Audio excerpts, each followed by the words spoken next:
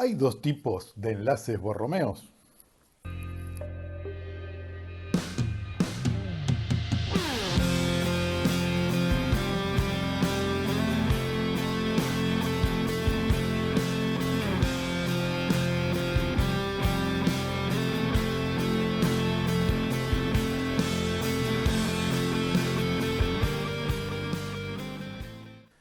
Hola, mi nombre es Guillermo Gaetano e investigo en psicoanálisis. En el video de hoy vamos a trabajar dos tipos de enlaces borroméicos. Investigaciones realizadas han determinado la existencia de dos formas generales de nudo borromeo. Las dos formas podríamos caracterizarlas como enlaces sobre el acontecimiento y enlaces de la evolución o de la historia. ¿Cómo detectar estas formas de enlace borromeo que Lacan propone? ¿Cómo definir si se trata de una forma o de otra de enlace? ¿Qué problemas intenta abordar una forma de enlace y qué problemas intenta abordar otra? Todas estas preguntas trataremos de ir respondiéndolas en el presente video. Recordemos que inicialmente Lacan llama nudo borromeo a todo tipo de enlace browniano, es decir, todo enlace de más de tres cordeles que al cortarse uno se cortan todos, o al soltarse uno se sueltan todos. Esa propiedad invariable de los nudos brownianos es la que Lacan llama enlace borromeo o nudo borromeo.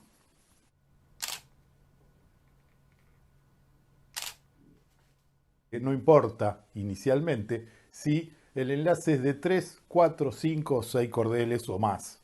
Lo que se importa es que posean esa condición y configuren un enlace browniano. Incluso diría más, inicialmente Lacan no le importa demasiado qué representa cada uno de esos cordeles. Si cada cordel representa una cadena significante, un estribillo, una cadena de significación.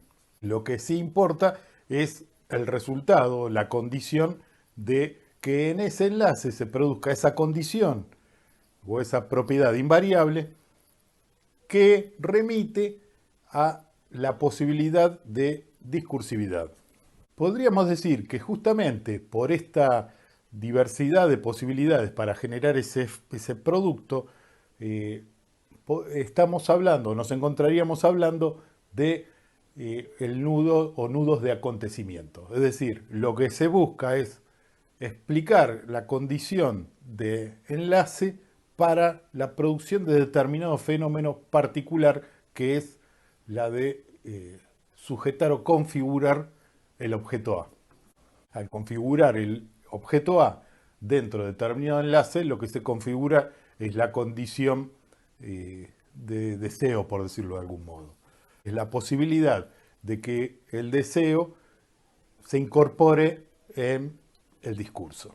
En estudios siguientes, recordemos que el nudo se introduce la clase 6 del seminario 19, Lacan va caracterizando distintas formas de entender estos enlaces o estas articulaciones de cordeles. Y estos cordeles pueden representar, como decíamos, a estribillos, a cadenas significantes, o lentamente empieza a incorporar también la posibilidad de representar la estructura mínima, donde cada uno de los cordeles representen a uno de los registros, sea simbólico, imaginario o real. Si vemos algunos de los ejemplos,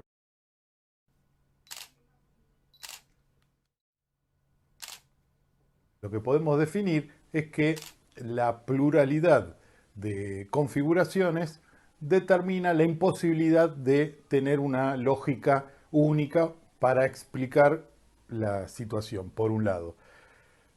Con lo cual se hace necesario que cada uno de estos nudos sea sostenido desde el discurso del analista que explica lo que la clínica le está mostrando. O en todo caso, el analista, basándose o apoyándose en el dibujo y en su decir, puede dar cuenta de un aspecto de la clínica en singular donde la configuración del discurso y la posibilidad de la aparición del objeto A sea viable. Vemos así que los nudos por sí mismos en esta característica o en esta tipología solo son sostenibles con la lectura eh, simbólica o significante por parte del analista. Por sí solo, cada uno de ellos no alcanzan para explicar lo que uno está viendo. Esta es otra de las cualidades de los nudos del acontecimiento, ¿sí? Esta necesidad de ser un apoyo al decir del analista. En este decir, el analista debe definir qué es lo que está caracterizando, si está definiendo una situación de significación o un fenómeno de registro. Por ejemplo, es muy típico en la clínica del autismo los fenómenos de autoagresión o lo que sería ruptura de todo fenómeno simbólico, todo fenómeno imaginario, y lo que aparece es el pasaje al acto o el acto en sí mismo. Esto se podría representar simplemente como la presencia solamente de un cordel real. Frente a esto, también es típico la presencia de un analista que acote esa situación y de esta manera incorporar ese cuarto elemento que sirve para comenzar a reconstruir la dinámica del nudo.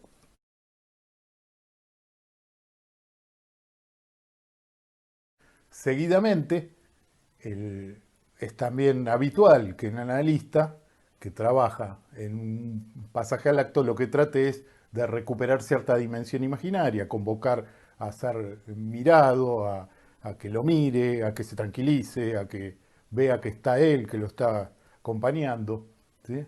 Como un intento de comenzar a acoplar a esa dimensión real una dimensión imaginaria. Se podría representar de la siguiente manera.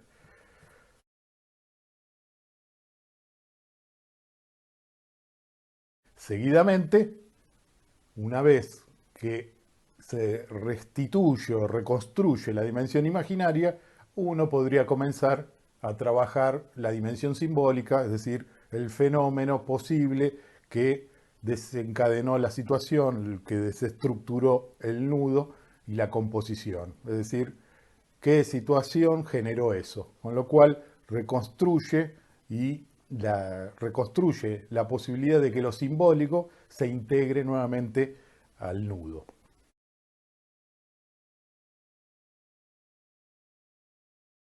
Vemos así como un proceso de estabilización frente a un pasaje al acto en una clínica con patologías severas se puede representar con un nudo de esta manera. De la misma manera, uno podría plantear otra situación hipotética, típica de las patologías severas, donde un joven, un niño, puede entrar en una dimensión imaginaria donde la agresión, la heteroagresión, se toma la escena. Con la presencia del analista, lo que a partir de la situación de primacía imaginaria, se puede comenzar a restituir, por ejemplo, cierta condición simbólica, incorporando cierto orden de la ley, cierta secuenciación, cierta ordenación de la circulación de los objetos imaginarios. Y se puede representar de la siguiente manera.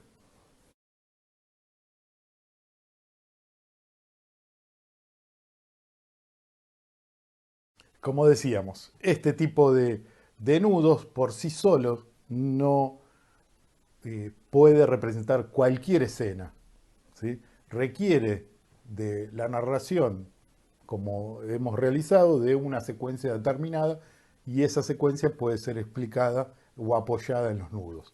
De la misma manera, uno podría incorporar no solamente la lectura a través de pensar cordeles como registros, sino también como estribillos. Es muy frecuente en la clínica de la psicosis e incluso en las neurosis, donde los pacientes recuerdan determinados dichos del analista. Es decir, usted me dijo en tal sesión tal cuestión. Este tipo de cosas uno podría decir, o este tipo de fenómenos podría representarlo como la incorporación de un cordel de significación a las significaciones o a los sentidos que componían el nudo. Como vemos, este tipo de nudos, los nudos del acontecimiento, eh, no requieren de una forma predeterminada, no requieren de un tipo de estructura determinada, sino que requieren de el apoyo, sino que requieren de el decir del analista que dé cuenta de la clínica que quiere representar, de la praxis que quiere expresar.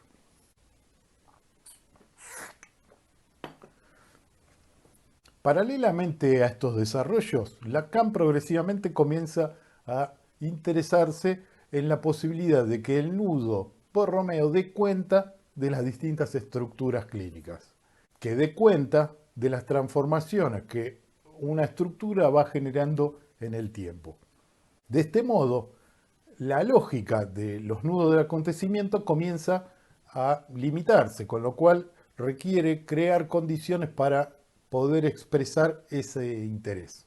Vemos cómo progresivamente comienza a desarrollar otra línea de investigación en torno a los nudos.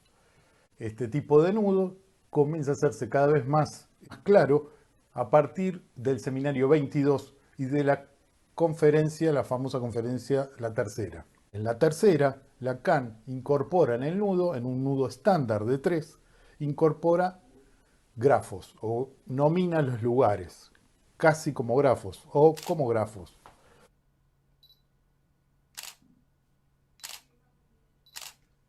Incorporando la nominación de cada uno de los espacios, lo que hace Lacan es estandarizar directamente el nudo.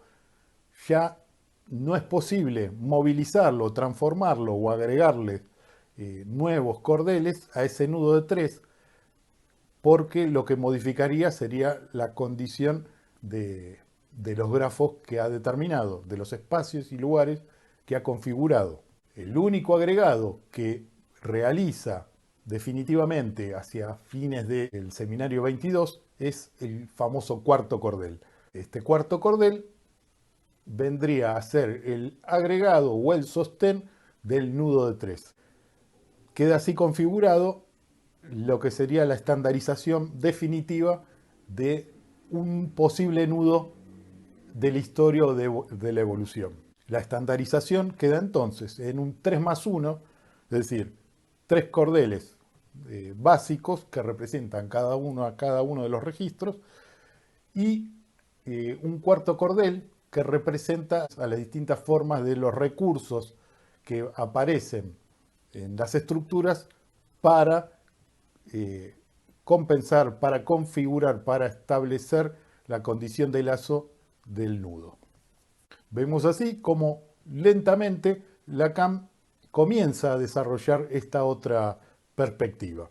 En esa otra perspectiva nos encontramos desde una definición generalizada del cuarto cordel como síntoma a una especificación cada vez mayor de los distintos tipos de cuarto cordeles. Entre ellos nos encontramos básicamente con la diferenciación entre los cuartos cordeles de las neurosis y los que serían de la psicosis. Los cuartos cordeles de las neurosis serán llamados nominaciones.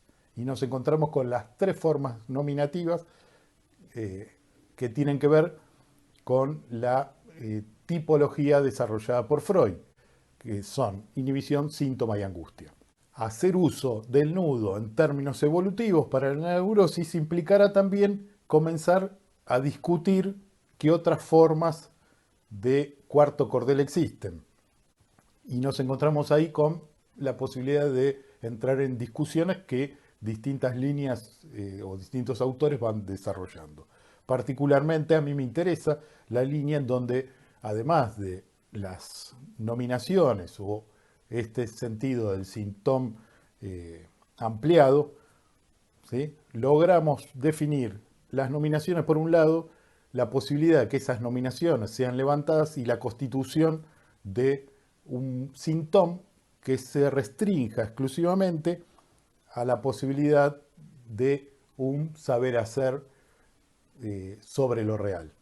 Mientras las nominaciones son las respuestas reactivas, automáticas, que el propio nudo produce, el síntoma neurótico implicaría el resultado de un recorrido de un saber hacer sobre ese real que no produce síntoma, inhibición ni angustia, o en todo caso, una alternativa a esas respuestas. Esta lectura implica el compromiso o el comprometerse conceptualmente con la idea de que las nominaciones y el síntoma son categorías conceptuales diferentes. Se incorpora además otra idea hacia el final del seminario 23, que es la de los fallos en los cruces. Esta idea, podríamos decir, es central porque resignifica esta condición del nudo.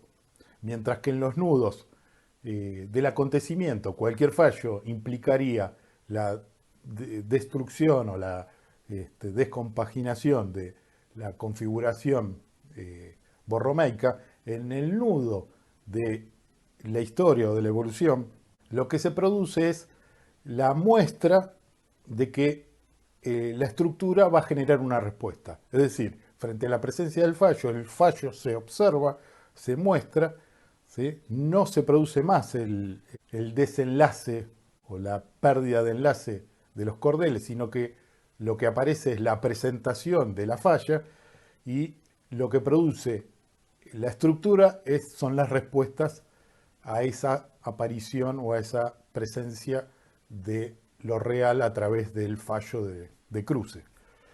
Vemos así cómo lentamente podemos comenzar también a subdividir y a mostrar las estructuras.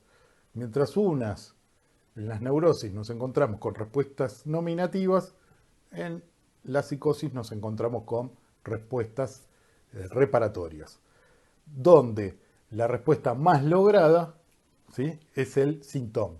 Es decir, las respuestas en donde lo real puede ser tomado con un saber hacer sobre el nudo, sobre lo real, por parte de los sujetos.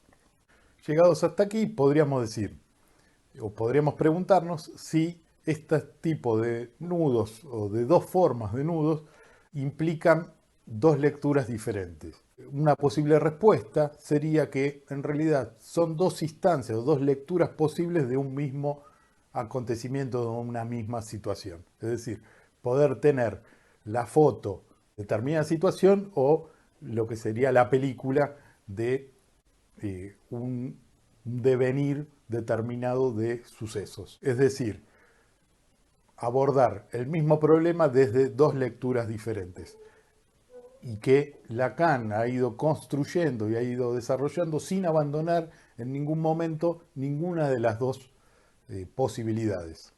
Bueno, creo que con esto que hemos desarrollado tenemos un elemento más, un ladrillo más en la construcción de este gran edificio conceptual que ha desarrollado Lacan.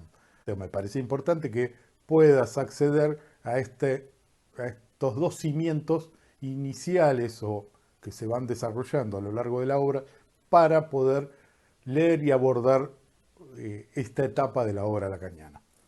Si te gustó la propuesta, dale like, compartilo y suscríbete. Nos vemos en el próximo video.